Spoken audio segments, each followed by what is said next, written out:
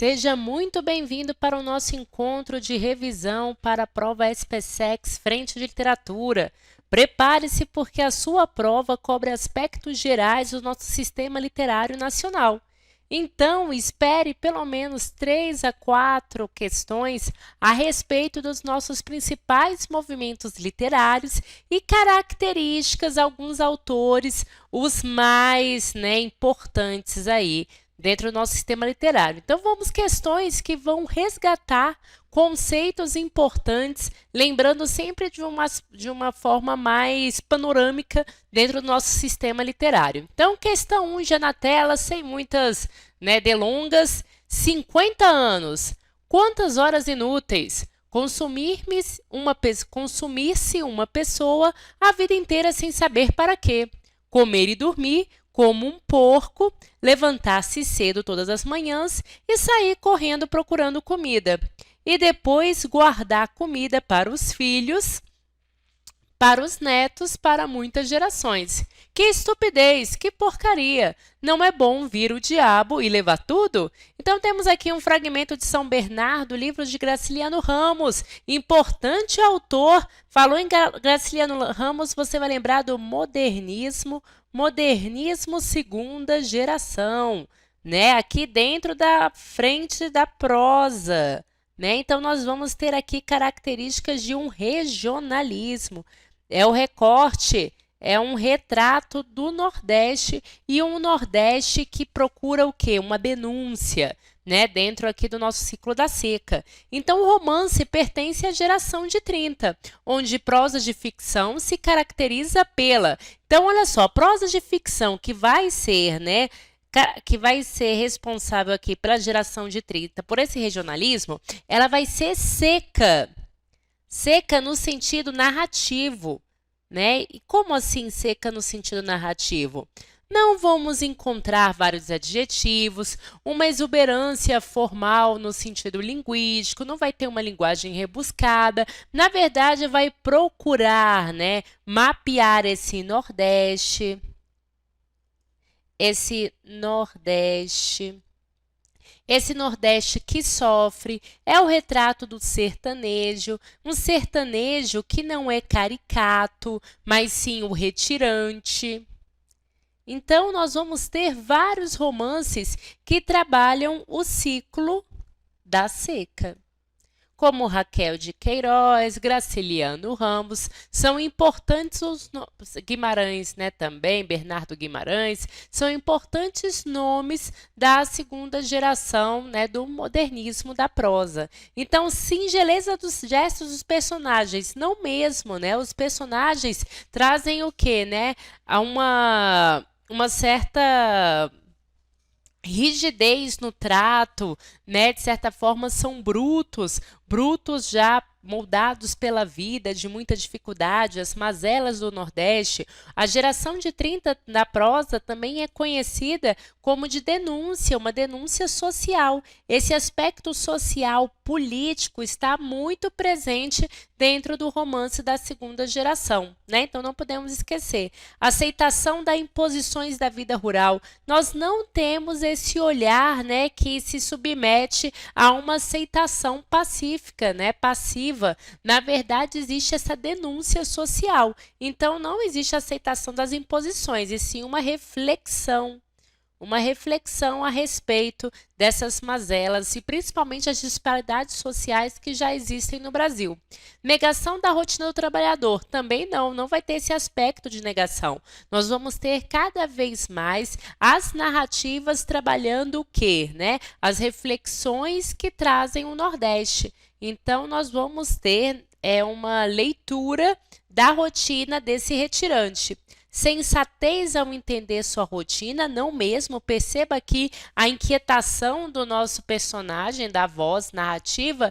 Que estupidez, que porcaria. Não é bom vir o diabo e levar tudo? Então, não tem esse aspecto sensato, nem de aceitação. Na verdade, há uma rudeza e captação direta dos fatos, Essa vai ser a tônica que marca a geração de 30 da prosa de ficção do modernismo, representando aí o regionalismo. E por isso, letra E é gabarito da nossa questão. Letra E é gabarito da questão. Já a questão número 2 vai também trazer versos importantes aqui e nós vamos, né, ler agora e relembrá-los. Leia os versos a seguir, né? As armas e os barões assinalados, que da ocidental praia lusitana,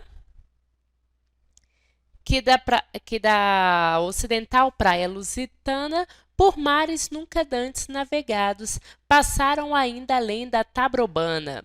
Quanto à estrofe apresentada, é correto afirmar que... Então, vamos lá, gente. As armas e os barões assinalados, que da ocidental praia lusitana. Minha gente, esses são os versos célebres, famosos aqui dos Lusíadas. Obra, né, poética épica do nosso português, Luiz Vaz de Camões. Então, você não pode esquecer, porque essa é a principal. Os Lusíadas é a principal epopeia escrita em língua portuguesa, né? Então, vai contar os feitos da nação lusitana. Toda epopeia procura contar os feitos heróicos de uma nação. Então, vai contar realmente o quê, né? A primeira epopeia publicada em português, isso em 1572, e você não pode esquecer que é um período importante, uma obra importante do classicismo, ou até mesmo chamado de Renascimento, de certa forma já um pouco tardio, né? É uma obra composta por cantos. Essa é a estrutura. Nós vamos encontrar 10 cantos, né, divididos em estrofes e versos, que tem uma rima muito tradicional, que é a oitava rima real, ou também conhecida como rima camoniana. Olha só, camoniana. Camões, né, dá o nome da rima. Rima camoniana, a oitava rima real. E a ideia dos Lusíadas é narrar a descoberta do caminho marítimo para a Índia por Vasco da Gama, né? Então, aí nós vamos evocar os outros episódios da história de Portugal, sempre glorificando, dando essa característica heróica ao povo português. Então, é a maior obra, né, no sentido de epopeia em língua portuguesa. Então, é o épico português, né? Considerado aí, comparado até mesmo aos épicos, por exemplo, clássicos gregos, né? Então, quanto à estrofe apresentada, é correto afirmar que, letra A presença da sinestesia evoca a bravura decorrente do espírito expansionista dos navegadores lusitanos, né? Então, olha só, vai trazer aqui já a presença da sinestesia. Sinestesia é quando nós convocamos, né, sensações, seja, né, sensoriais, auditivas, ou então do próprio cheiro, do paladar, né, o olfato, né? Então, aqui as armas e os barões assinalados, que da ocidental praia lusitana, por mares nunca dantes navegados, passaram ainda além da Taprobana. Não traz essa sinestesia, né, essa provocação aos nossos sentidos. Realmente, tem a questão, né, dos navegadores lusitanos, mas nessa estrofe, nesses versos, nós não vamos encontrar essa sinestesia, né, apresentada no enunciado nesse item. Então, a letra A, por mais que fale que é a obra, né, dos Lusíadas, não é o gabarito da questão, justamente porque trouxe a ideia da sinestesia, que é uma figura muito importante dentro da expressão lírica, no sentido de provocar sensações, mas nós não encontramos nesses versos. Já a letra B pertence à terceira fase do romantismo. Nada a ver, né, gente? Nós acabamos de falar que é uma obra do classicismo, né, do Renascimento aqui português, considerado Renascimento tardio, obra do Camões, aqui de 1572. Romantismo está muito depois, né? Então, já esqueça aqui, condorerismo, só para lembrar, é ainda a terceira fase do romantismo, que vai apresentar um caráter libertário. Realmente, importante autor, Castro Alves, importante obra, Navio Negreiro, mas não tem nada a ver com os versos apresentados na questão. Letra C. Se trata de um resgate ao classicismo pelos poetas árcades. Gente, o arcadismo vai surgir muito depois também, então não temos aqui nada de retomar a medida nova versus decassílabos aqui, né? Importante métrica clássica, não vamos encontrar, já falamos que a oitava rima real, rima camoniana. Letra D. Se trata de uma epopeia camoniana, ok? Ao cantar os feitos heróicos aqui, né, as armas e os barões assinalados, que da ocidental praia lusitana, exatamente, mares nunca dantes navegados, perceba que são feitos heróicos dos portugueses durante o expansionismo marítimo. Certamente, né, galera? Letra D vai ser o gabarito da nossa questão. É o que expressa melhor os versos apresentados na estrofe da questão. E a letra E aborda a crise espiritual. Nenhum elemento lessical, né? Nada vai trazer à tona algo transcendental, ainda mais do barroco, né? O paganismo decorrente do expansionismo marítimo e a religiosidade decorrente de uma retomada do teocentrismo medieval. Minha gente, nada a ver, mas o que você não pode esquecer, falou em barroco, falou de dualidade. Dualidade, falou de dualidade, falou de contradições. Então, o barroco vai apresentar essas contradições do homem, que pensa na terra, né, no terreno, e pensa no espiritual. Não vamos encontrar nenhuma característica nesses versos, nessa estrofe. Letra D é o gabarito da nossa questão, certo? Número 2, gabarito, letra D. Não podemos esquecer dos Lusíadas, importante obra, né, em língua portuguesa, que é a nossa principal epopeia, né? Muitos dizem que é a única epopeia, né? Outras já são epopeias de segunda ordem, né?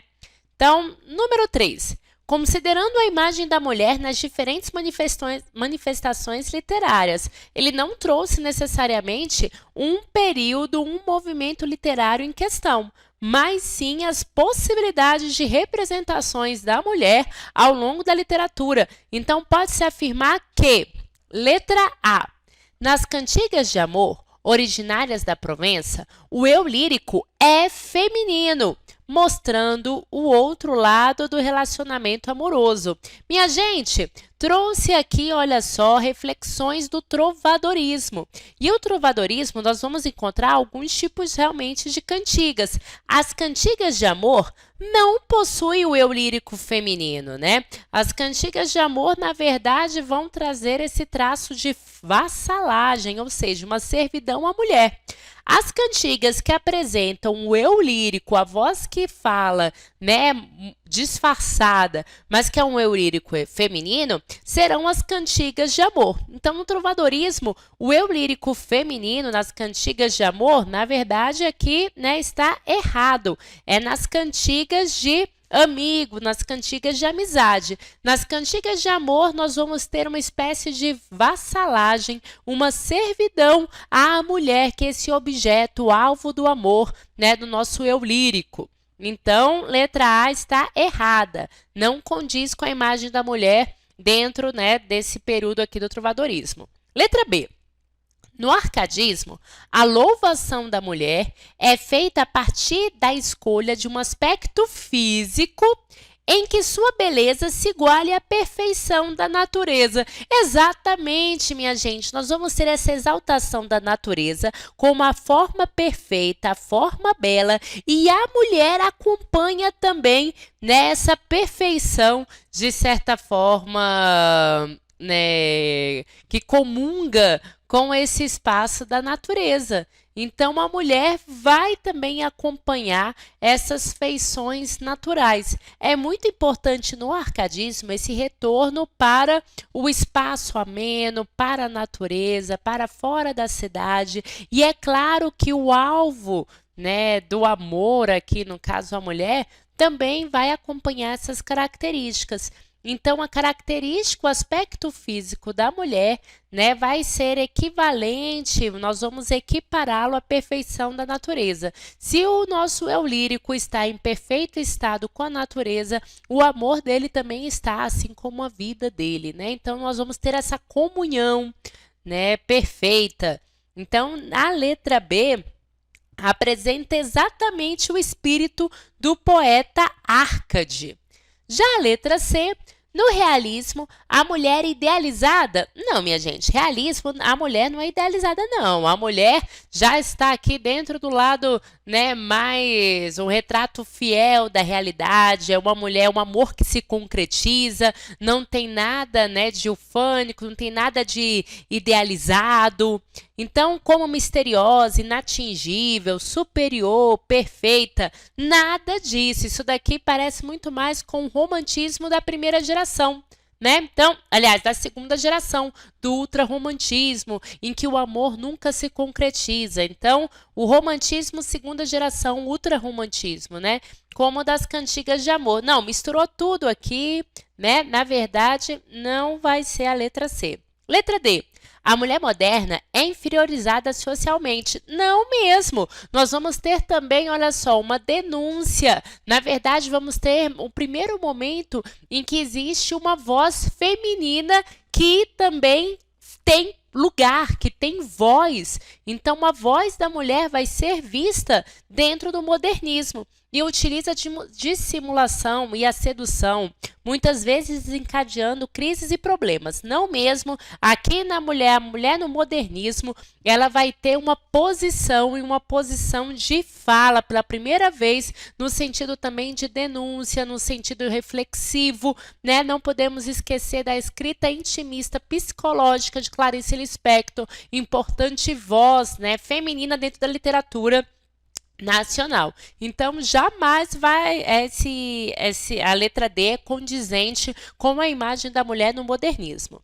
E a letra E, a mulher barroca foi apresentada como arquétipo da beleza, evidenciando o poder por ela conquistado, enquanto os homens viviam uma paz espiritual. Minha gente, a mulher barroca, até que ela realmente é esse arquétipo da beleza, é essa mulher desejada, porém não se concretiza esse amor. E o homem barroco, não mesmo, né, minha gente? O homem barroco, ele vive o quê? Um transtorno, né? Entre a dualidade da vida, entre o prazer e o divino, entre o que é o carnal e o que é o sagrado, o pecado. Então, ele não vai viver uma coisa que não pertence ao homem barroco, é a paz espiritual. Então, letra E, nada a ver. Gabarito da nossa questão só pode ser a letra B. Então, marque aí, questão número 3, letra B.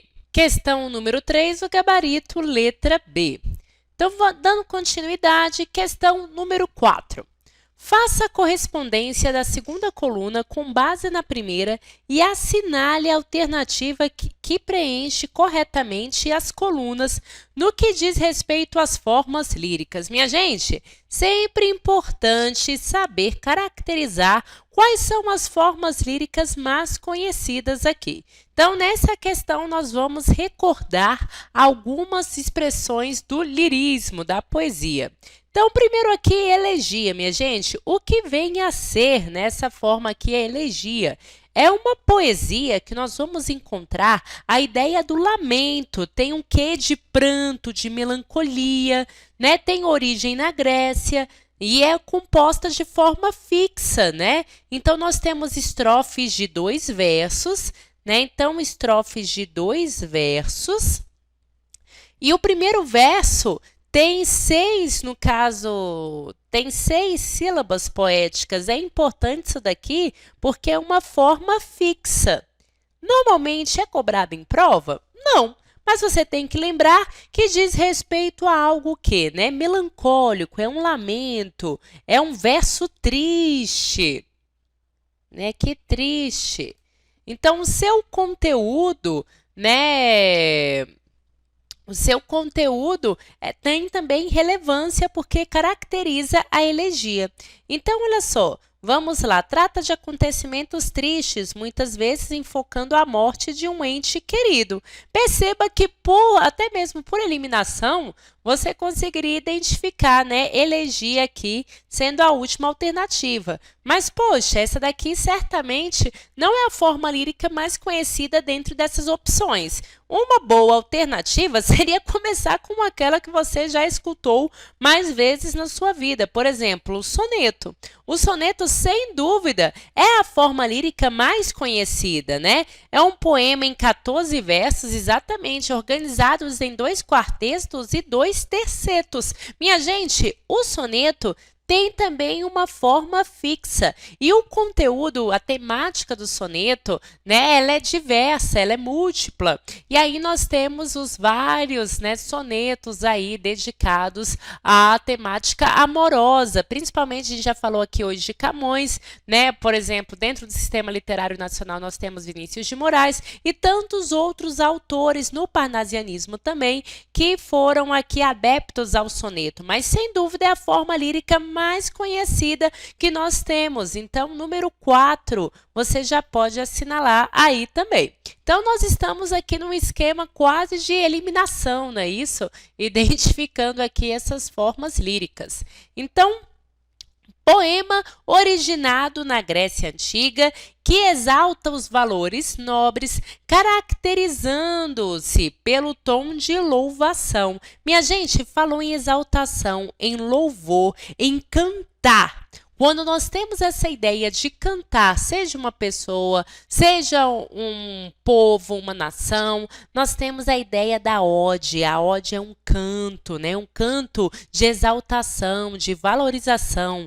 Então, essa vai ser o mote principal da ode. Então, você já tem aqui o 4 e o 3, o 1.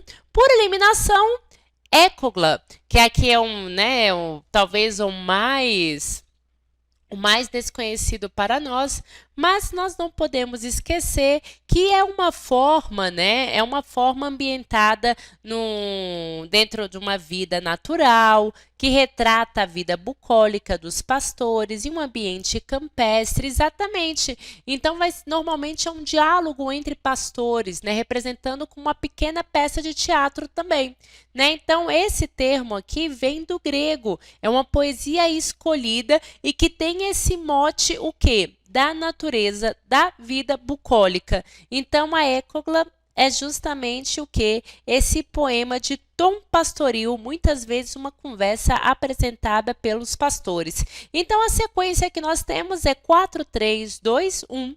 Aqui a alternativa, 4, 3, 2, 1, letra A.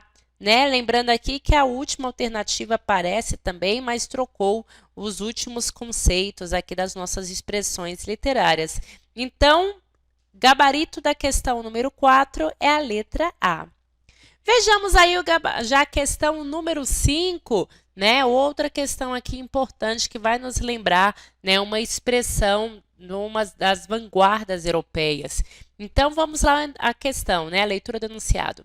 Em 1909, o jornal parisiense Le Figaro publicou um importante manifesto artístico do italiano Filippo Tommasio Marinetti, importante nome também aqui dentro das vanguardas europeias, que traz o seguinte texto em seu item 5, exatamente. Então, os manifestos eram organizados em tópicos, né? Então, cada tópico era uma urgência artística ou uma denúncia artística, um postulado ali de expressão.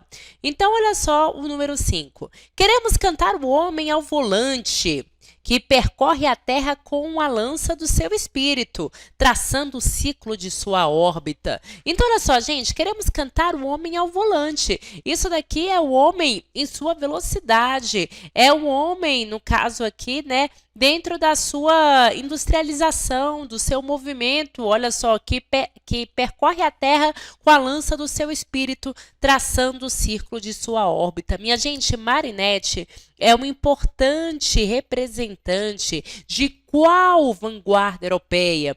Você não pode esquecer que ele é o nome do futuro. futurismo. É essa expressão, é essa vanguarda europeia, né, famosa na Itália, onde a maioria dos artistas italianos, né, ela influenciou certamente a nossa literatura nacional, não chegou diretamente ao Brasil, mas vai ter essa característica o quê? Da tema da velocidade, aceleração, o culto também à guerra e à violência no sentido de destruição para construir o novo. Então é muito importante lembrar das características da vanguarda europeia do futurismo, que seria uma crítica ao passado, por isso que essa ideia da guerra, por isso essa ideia da destruição, a liberdade de criação e forma também, e a renovação vai ser um tom muito forte no sentido do uso de um verso livre, a mudança também da ordem silábica do meu verso, eu tenho liberdade agora para escrever como eu quiser. A temática e o ritmo da velocidade, a aceleração, a industrialização são temas recorrentes dentro da vanguarda europeia futurista. E o foco também o quê? Né? Na exaltação das máquinas, na rapidez e no progresso.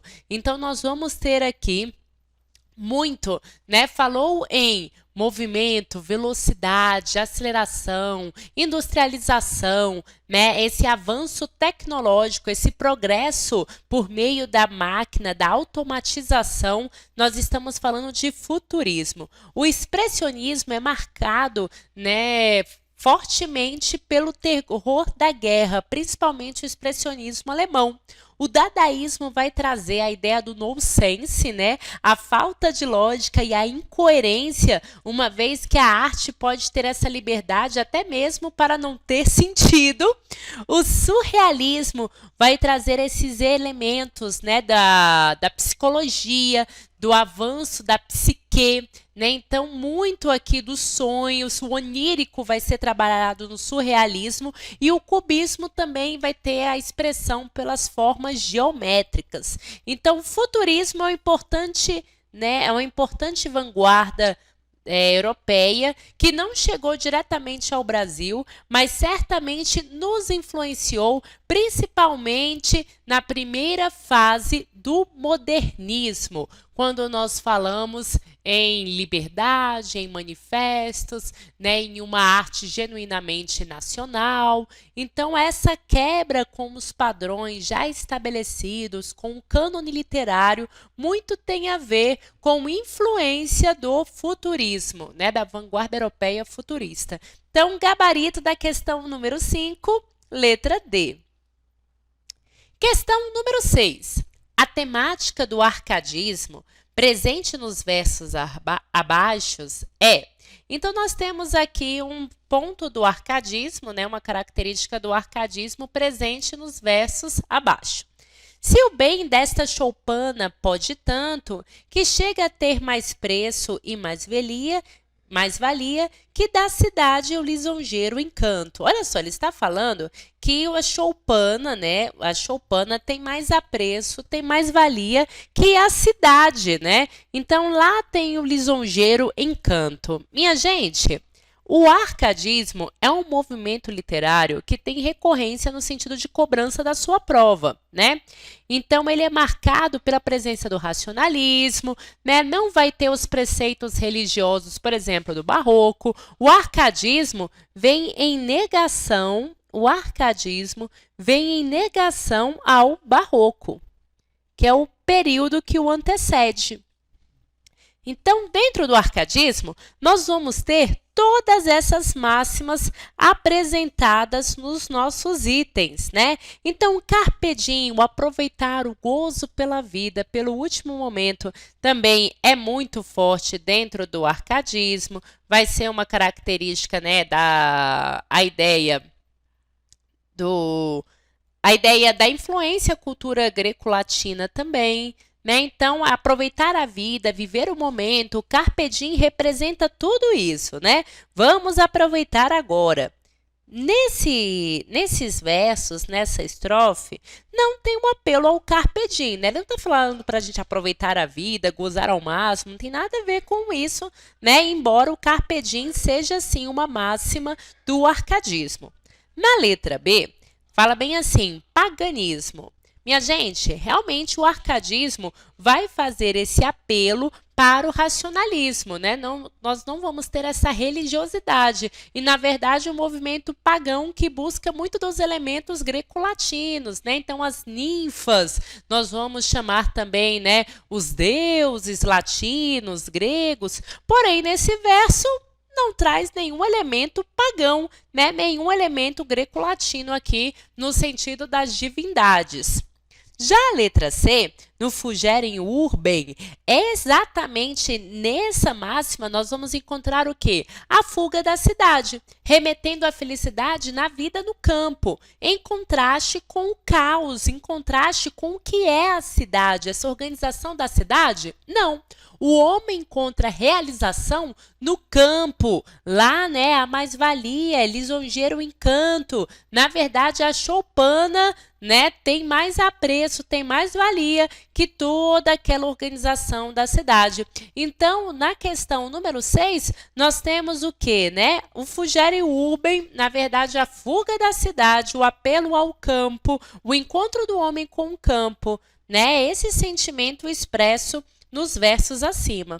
O fingimento poético também é outra característica do arcadismo. Nós temos, né, a ideia de pastores, nós temos a ideia, né, do homem do campo, né, um homem que é bem no sentido financeiro, né, mas que mora no campo, e que, na verdade, essa voz lírica não existe, né?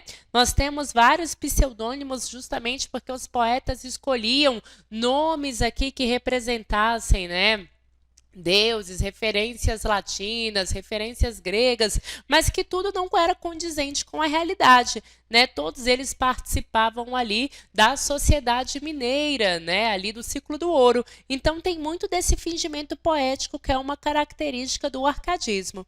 O louvor histórico também é outra característica do arcadismo no Brasil, né? Dentro aqui do século do ouro. Então essa imagem da natureza era também, né, os Inconfidentes, o movimento político da Inconfidência Mineira também era uma representação, né, do arcadismo no Brasil. Porém, não temos essa identificação na estrofe apresentada. Então, a letra C, essa fuga da cidade e o enaltecimento do campo é a máxima encontrada nos versos e, por isso, o gabarito da questão número 6. Já a próxima questão, questão número 7, quanto à poesia parnasiana? É correto afirmar que se caracteriza por... Minha gente, o parnasianismo é também um movimento literário que tem recorrência dentro da sua prova, né? Então, o parnasianismo tem muito a ver, tem a relação já com a própria ideia, representantes militares também. Então, é um estilo de época que é muito cobrado, né? Estilo de época não, é um movimento mesmo literário muito cobrado, que tem característica o quê? O rigor formal, a estrutura, a construção do texto poético é muito importante no parnasianismo, não se esqueça. Então, letra A. Buscar uma linguagem capaz de sugerir a realidade, fazendo, para tanto, uso de símbolos, imagens, metáforas, sinestesias, além de recursos sonoros e cromáticos, tudo com a finalidade de exprimir o mundo interior, intuitivo, antilógico e antirracional. Minha gente, se eu estou falando que o parnasianismo busca o rigor, que o parnasianismo tem uma métrica, né, que a construção do texto poético, a valorização da razão é muito importante, certamente a letra A, quando traz antirracional, você já pode perceber que é uma alternativa errada e que a letra A está trabalhando o simbolismo. O simbolismo vai trazer todos esses aspectos, o quê?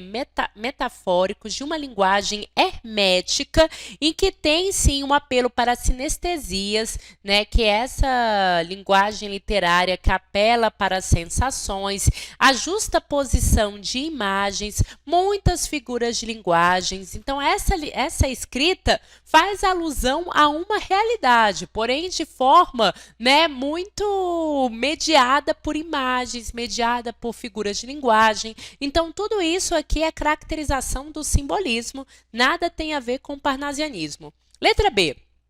Cultivar o desprezo pela vida urbana, ressaltando o gosto da paisagem campestre. Minha gente, falou em paisagem campestre? Abra o olho, lembre-se, arcadismo.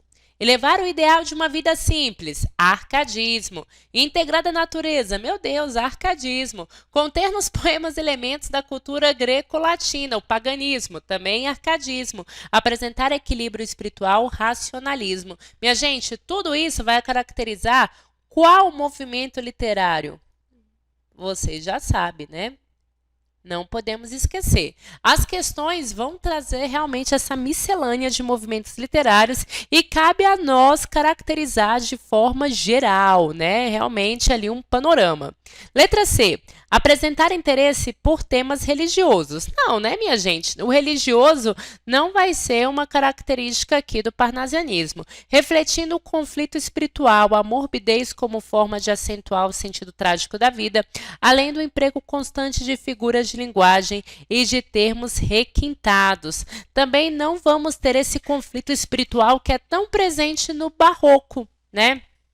Então, o barroco tem essa ideia aqui de figuras de linguagem, de termos requintados também, né? O conflito espiritual é muito forte no barroco. Porém, né, quando nós trabalhamos também com o simbolismo, nós vamos ter uma frente que traz bastante esse aspecto transcendental, né, da vida. Então, né, de toda forma, não apresenta o parnasianismo. Letra D. Possuir subjetivismo, egocentrismo e sentimentalismo, ampliando a experiência da sondagem interior, preparando o terreno para investigação psicológica. Minha gente, também não é obra do parnasianismo, né? Não vai ter essa veia psicológica. Na verdade, no Parnaso, a ideia do Parnaso é uma valorização da objetividade, né? Nós vamos ter aqui a ideia de um texto que preza muito pelo quê? Pelo antirromantismo, pela ideia da objetividade. A arte, o sinônimo da arte vai ser a beleza da formalidade. Nós temos uma alienação social, não vai ter essa atenção para o que está acontecendo na sociedade. Temas, né, recorrentes da vida social não é objeto do soneto ou da poesia parnasiana, que é um movimento literário, né, aqui majoritariamente, né, no Brasil, no sentido lírico. Então, é uma poesia descritiva, com distanciamento do eu. Então, essa ideia de subjetivismo não comunga com a poesia parnasiana. Agora, pretender a ser universal, utilizando de uma linguagem objetiva, principal característica do parnasianismo, a objetividade, que busca a contenção dos sentimentos, exatamente, né?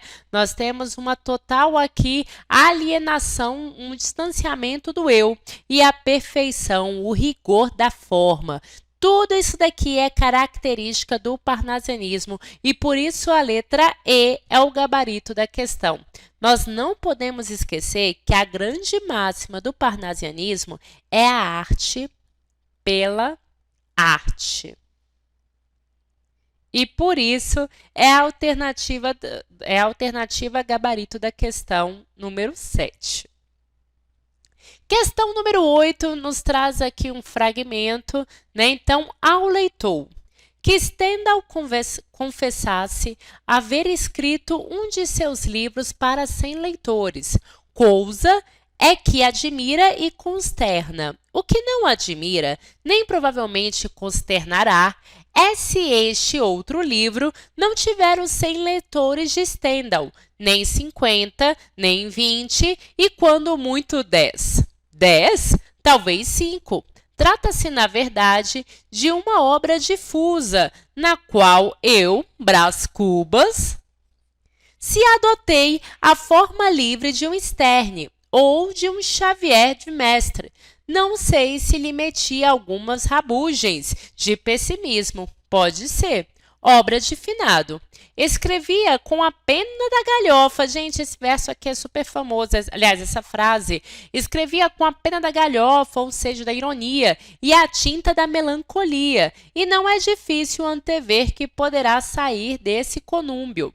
Acresce que a gente grave e achará no livro umas aparências de puro romance, ao passo que a gente frívola não achará nele o seu romance usual.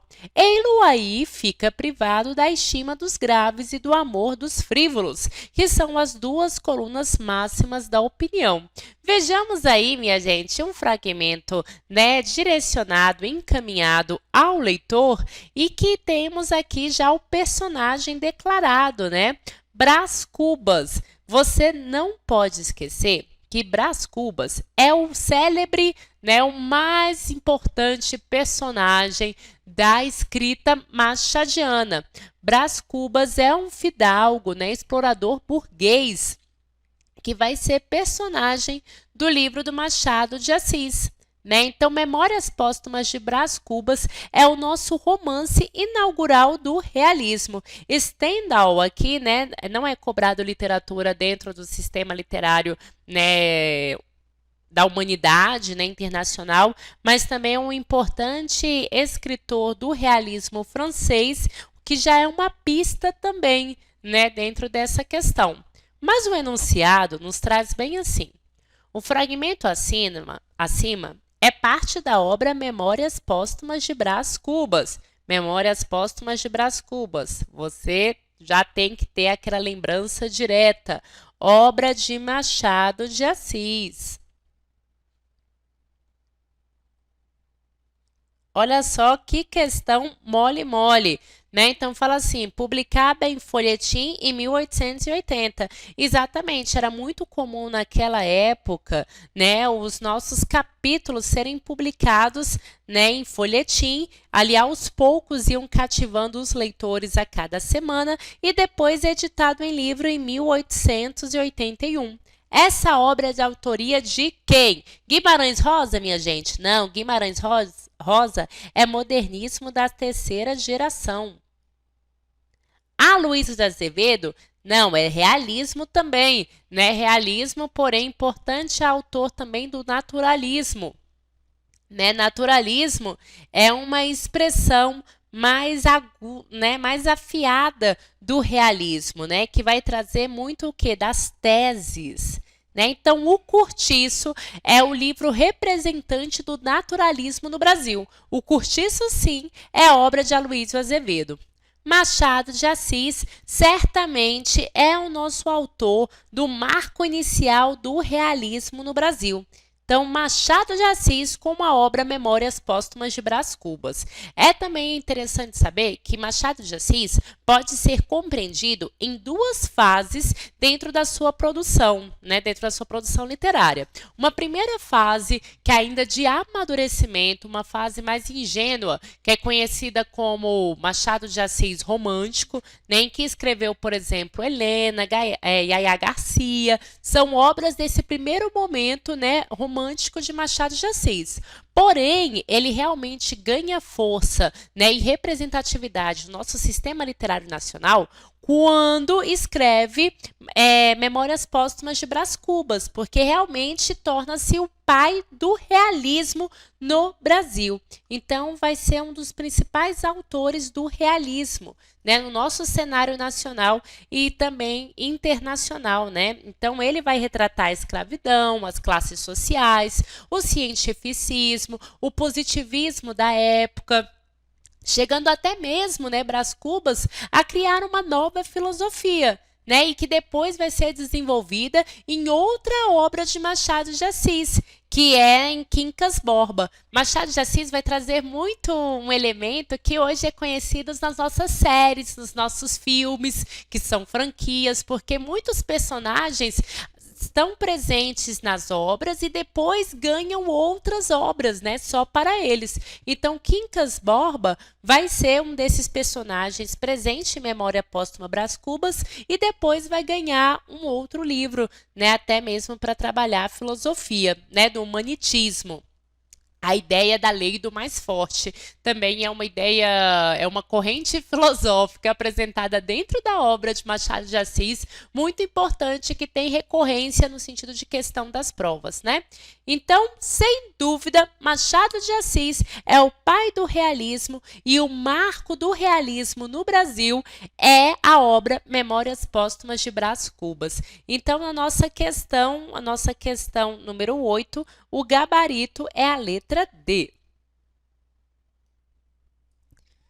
Vamos à próxima questão, número 9. Reconstruir a cultura brasileira sobre bases nacionais, promover uma revisão crítica de nosso passado histórico. Então, olha só, reconstruir, promover uma revisão crítica de nosso passado histórico, de nossas tradições culturais, eliminar de vez o nosso complexo de colonizados, apegados a valores estrangeiros. Foram propostas que nós podemos encontrar defendidas, né, dentre outros, pelos modernistas da primeira fase.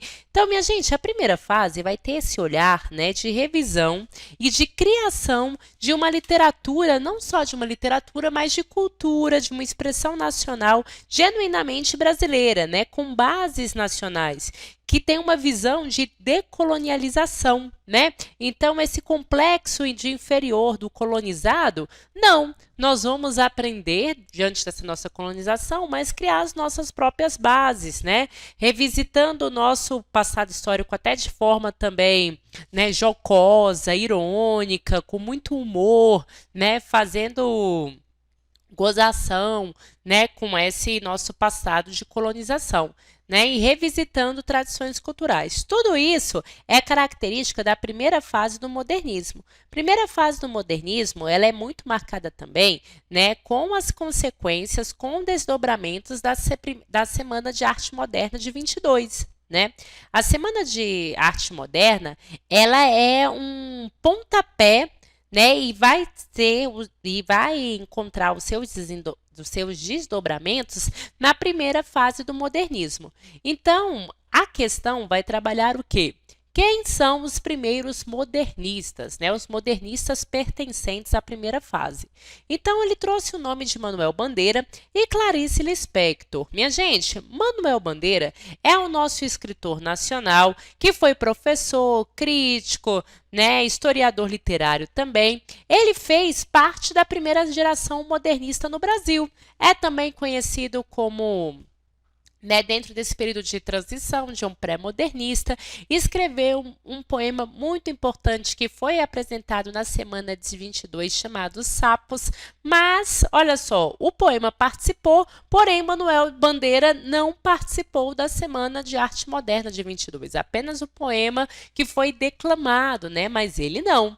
Então, traz muito, né, lirismo poético no seu verso livre, né, então vai quebrar com essa tradição cultural, por exemplo, do rigor da forma. O verso dele é livre, numa linguagem coloquial, próxima no dia a dia, né? Então, os temas explorados é o quê? É o cotidiano, a melancolia. Manuel Bandeira faz parte da primeira fase do modernismo. Porém, Clarice Lispector é a nossa principal voz, mas da terceira fase do modernismo brasileiro, né? Que vai trazer essa escrita intimista,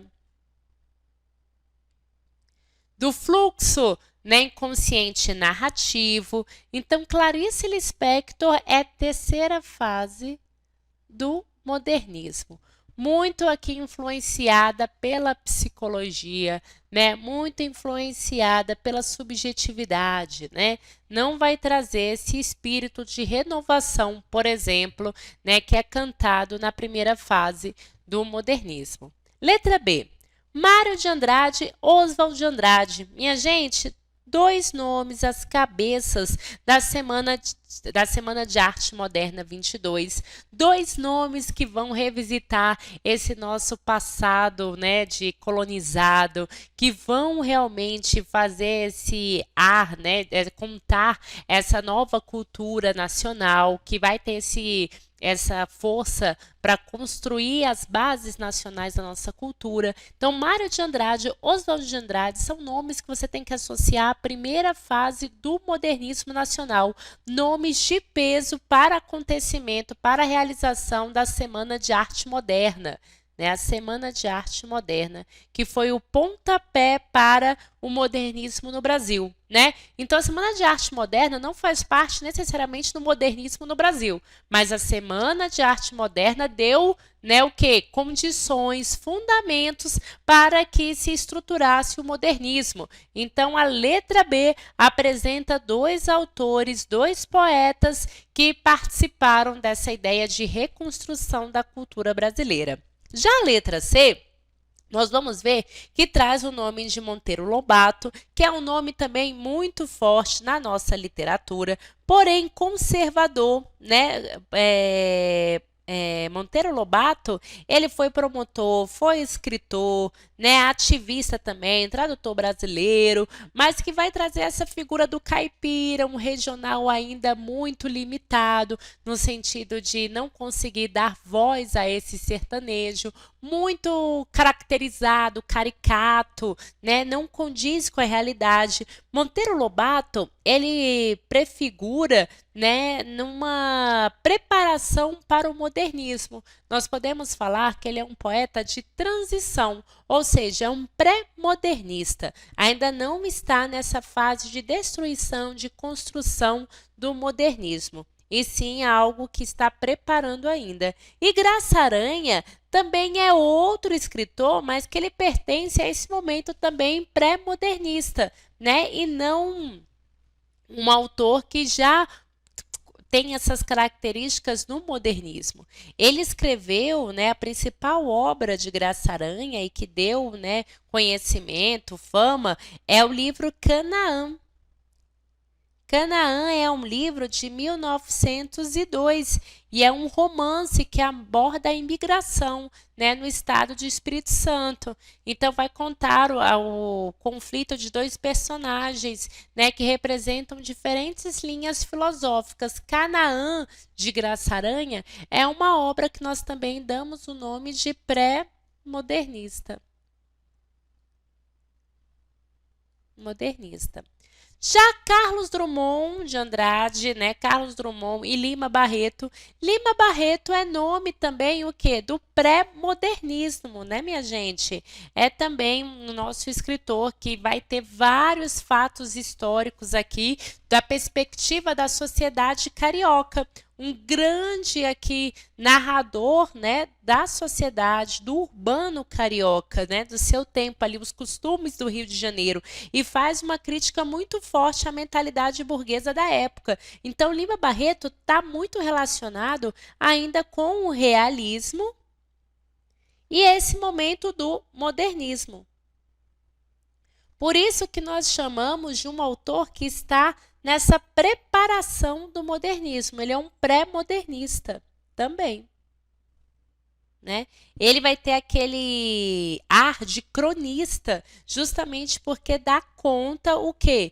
Da repercussão da sociedade da época, né, carioca. E Carlos Drummond de Andrade vai ter essa escrita sentimental e belíssima de carregar o sentimento do mundo, mas dentro de uma perspectiva da terceira geração modernista, né?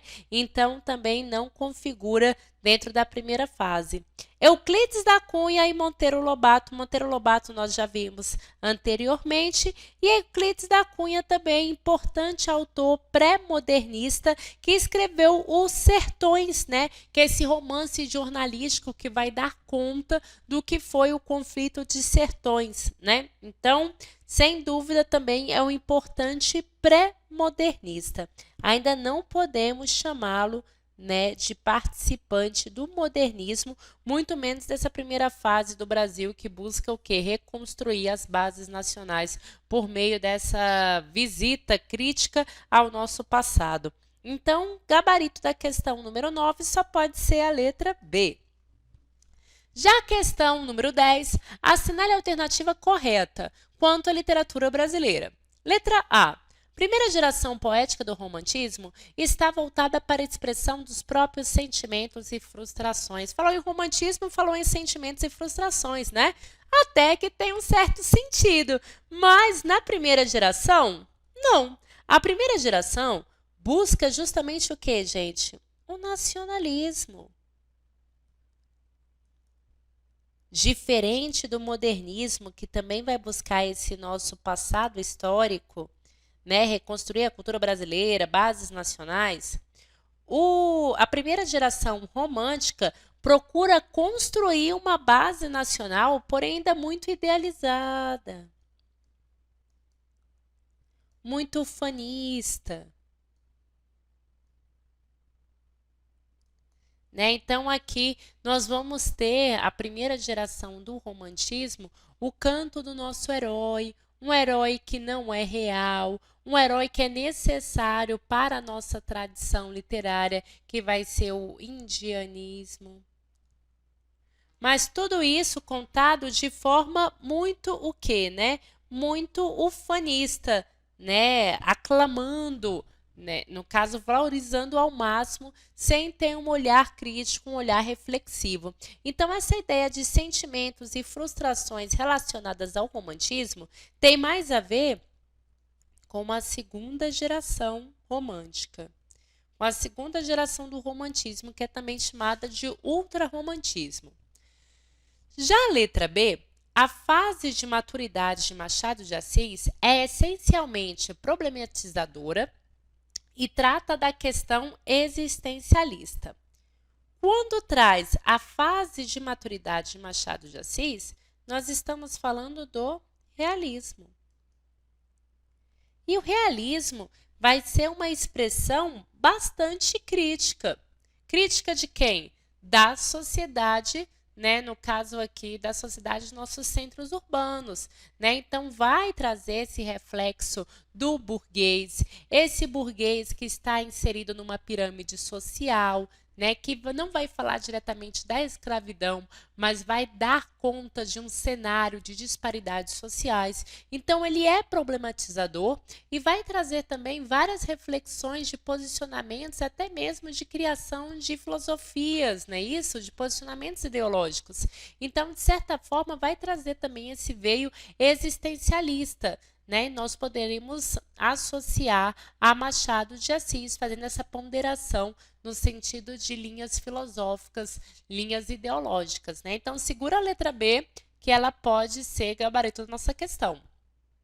Já a letra C, Canaã é um romance de tese e integra a literatura dos jesuítas. Gente, socorro, né? Nós acabamos de falar que Graça Aranha escreveu Canaã em 1902 e que é um romance, né, pré-modernista, nada tem a ver com a literatura dos jesuítas, né, lá de 1500. Então, letra C trouxe aqui a confusão do nome, né, Canaã, faz referência aqui, né, ao termo religioso, né, falou jesuítas, mas nada a ver. Letra D. O simbolismo é uma afirmação do naturalismo. Não mesmo, né, gente? Simbolismo cheio de imagens, cheio de metáforas, né? Cheio de sinestesias, né? De sobreposições do que é real, o que não é real. O naturalismo vai trazer o quê, né? Essa realidade, esse cientificismo, né? A tese. Então, aqui nós temos muita objetividade. Então, não temos essa afirmação, e sim uma contraposição. E letra E, o barroco explora o antropocentrismo, resgatando características renascentistas, culto à forma e à linguagem rebuscada. Minha gente, o barroco não só o antropocentrismo, mas também o teocentrismo, né? Tudo isso vai estar ligado a esse conflito, a atmosfera de contrastes e dualidades do homem barroco. O homem barroco, não podemos esquecer que é esse homem que passeia pelo divino e passeia pelo terreno, pelo prazer e pelo que é pecado, pelo que é proibido, né? Então ele não é esse homem, né, que concentra e explora uma única visão de mundo. É antropocêntrica? Também, mas também é o quê? Teocêntrica. Então, letra E não configura. Minha gente, o gabarito da questão só pode ser a letra B. A letra B. Então, marque aí no seu gabarito também. E vamos para a questão número 11. Sobre a segunda fase no modernismo no Brasil, é correto afirmar que... Beleza, galera, segunda fase do modernismo, também chamada de geração. Fase ou geração, né? São nomes usados. E que você não pode esquecer que é um movimento, que é um momento estético da geração também chamado geração de 30. Tudo isso é usado para caracterizar a segunda geração do modernismo no Brasil, geração de 30 também, né? Então, aqui é a consolidação dos nossos ideais modernistas, né? Rompendo ali com o que a gente tem de arte tradicional. Então, é a afirmação dos nossos valores, mas com temas nacionais, principalmente o quê? Sobretudo sociais, históricos, né? Então, é muito forte os temas o quê? Regionais, sociais desse período.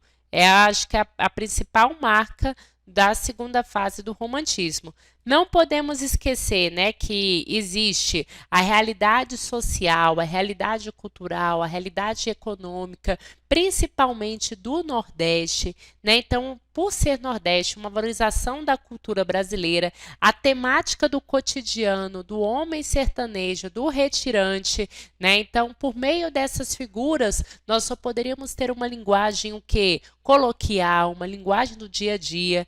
Então, tudo isso é muito importante, o regionalismo, né, e urbano aqui da segunda fase modernista. Então, na letra A, foi marcada pela exaltação da natureza, minha gente? Não a natureza sozinho. A volta ao passado histórico, não mesmo. Eu estou falando que é atento, tem um olhar para a sociedade, né, para o social. O medievalismo e a criação do herói nacional na figura do índio. Minha gente, isso daqui ele está falando do romantismo. Uma volta ao passado, mas de forma o quê, né? De forma exaltando, né? Então não podemos, né, falar jamais que a figura indianista está nessa segunda fase do romantismo ou do modernismo. Letra B. Se caracterizou pela linguagem rebuscada. Acabamos de falar que tem a figura o quê? Do retirante, do nordestino. Então, uma linguagem coloquial, nada de culta, nada de extravagante, na verdade, muito seca nas descrições, muito seca na narração. Então, pela valorização do pormenor mediante jogos de palavras. Não. Né? Podemos até lembrar de Vidas Secas. O nosso personagem Fabiano, ele mal consegue se expressar, né? Então, na verdade, nós temos muita rigidez no sentido mesmo de uma narrativa, né, que ela é enxuta, né, não é prolixa. Então, letra B, nada tem a ver com modernismo segunda geração. Letra C. Representou um amadurecimento e um aprofundamento das conquistas da geração de 22, resultando uma literatura mais construtiva e mais politizada. Falamos aqui de amadurecimento. Sim. Um aprofundamento das conquistas da geração de 22. Sim. Uma literatura mais construtiva, certamente, mais politizada, mais social, mais engajada. Podemos falar também. E por isso, a letra C é o gabarito da questão número 11. Né? Então, segura aí na letra C, que é o nosso gabarito. Mas ainda vamos analisar as duas últimas. Se caracterizou por ser uma literatura meramente descritiva. Como tal, minha gente, ela não é descritiva. Nós estamos falando que ela tem um veio social e, como tal, sem grande valor. Meu Deus, aí realmente, né, viajou. Literário, possuindo, portanto, somente interesse histórico. Não mesmo, né? Não mesmo. Tem muito valor artístico, justamente por essas inovações que traz ao nosso sistema literário. Seguir os modelos clássicos. Não, né, gente? Se nós estamos falando de amadurecimento, aprofundamento da primeira fase, e a primeira fase busca uma construção genuinamente nacional, não vamos ter essa referência clássica, né? Na verdade, nós temos o quê? Uma referência local, a construção do que é nosso, retomando a mitologia pagã como elemento estético. Não mesmo, isso daqui tem muito mais o ar do arcadismo. Então, o gabarito da questão 11 só poderia ser né, a letra C. E a nossa última questão a respeito do romantismo. É correto afirmar que, letra A, é o primeiro movimento literário ocorrido no Brasil. Não, não é. Isso daqui é o barroco. Iniciado com a publicação do poema épico Prosopopeia. Realmente, Prosopopeia é a publicação do poema épico, mas no barroco. E retrata um estado de tensão e desequilíbrio do homem da época. O rebuscamento da linguagem é reflexo do conflito. Opa, conflito? Barroco. Entre o terreno e o celestial. Isso daqui você já, né, acertaria, lembraria na cara, na hora do barroco. Letra B. É uma escola que busca seguir os modelos greco-latinos. Atenção, né, minha gente? Falou gregos latinos, falou aqui na frase de Horácio, fugere urbem, né, a fuga da cidade, e na teoria do bom selvagem. Minha gente, tem característica, tem aqui, né, item que relembre mais o arcadismo do que a letra B, né? Então, Bom Selvagem, de Rousseau, seus autores voltam-se para a natureza em busca da simplicidade. Tudo isso vai ser a caracterização do arcadismo, não do romantismo. Letra C. É um movimento exclusivamente poético. O romantismo foi exclusivamente poético? Não mesmo, nós tivemos também o quê? A prosa, né? Os romances, que perseguem a objetividade temática e o culto da forma. Falou em culto da forma, em estrutura, construção, né? Rigor formal, construção formal. Tudo isso, olha só, centrados na estética da arte pela arte. Arte pela arte é quem? Parnasianismo. Essas frases, elas são importantes porque caracterizam o movimento, né? Nos ajudam aqui a entender a alternativa. Então, sua influência é basicamente francesa e teve grande aceitação da sociedade brasileira. Não, né, gente? Letra C está falando de parnasianismo. Letra D. A principal característica do movimento é a combinação de recursos estéticos, como a musicalidade, opa, a sugestão cromática, opa, e as sinestésicas. Falou em sinestesia, falou em sugestão cromática, musicalidade, tudo isso são recursos, são figuras de linguagem do simbolismo. O simbolismo, ele é caracterizado, né, pela subjetividade nas manifestações metafísicas e espirituais. O simbolismo transcende, né? Então tem muito a ver com essa ideia da psicologia também, do espiritual, né, essa subjetividade. Então a letra D nos traz a caracterização do simbolismo. E a letra E é um período voltado à pesquisa e à valorização da nacionalidade brasileira. Pesquisa no sentido de mapear o Brasil. Vamos estudar o Brasil, conhecer esse Brasil. Então, por exemplo, José de Alencar procura fazer romances que exploram o Brasil inteiro, do sertão aos pampas gaúchos, né? Então, o José de Alencar é um exemplo de autor que vai fazer essa pesquisa no sentido do que é o Brasil e valorização da nacionalidade brasileira. Não falei que era uma nacionalidade real, brasileira, crítica, mas estamos falando da criação de uma nacionalidade, um primeiro olhar para o que é o nacional, para a tradição, para o nosso herói, que se inicia como esforços para a construção de uma cultura autêntica e única, buscando valorizar o nosso passado histórico e exaltar a natureza pátria, né? Então, existe uma exaltação exacerbada, né, ufânica, da nossa natureza, em contraponto que não tem esse olhar, né, ainda para as disparidades sociais e nem para as nossas mazelas que já existiam nos centros urbanos, né, esse descompasso do avanço do homem. Então, tudo isso aqui vai caracterizar o romantismo, o que foi e o papel do romantismo como movimento literário no nosso sistema nacional. Então, o romantismo vai ser esse período voltado à pesquisa e valorização da nacionalidade brasileira. Isso daqui, minha gente, é importantíssimo aí para você levar, né, como revisão e preparação para a sua prova, certo? Então, vimos aqui questões que trabalharam, né, características e cenários importantes, autores importantes e obras também, né, e que certamente serão cobrados aí nas suas 4 questões, né, da prova da SPSEX. Então, prepare-se, né, aproveite para resgatar esses conteúdos, né, que é a respeito de literatura, e nos encontramos numa próxima, né? Então fique por aí, até mais, estamos juntos nesse processo. Fui!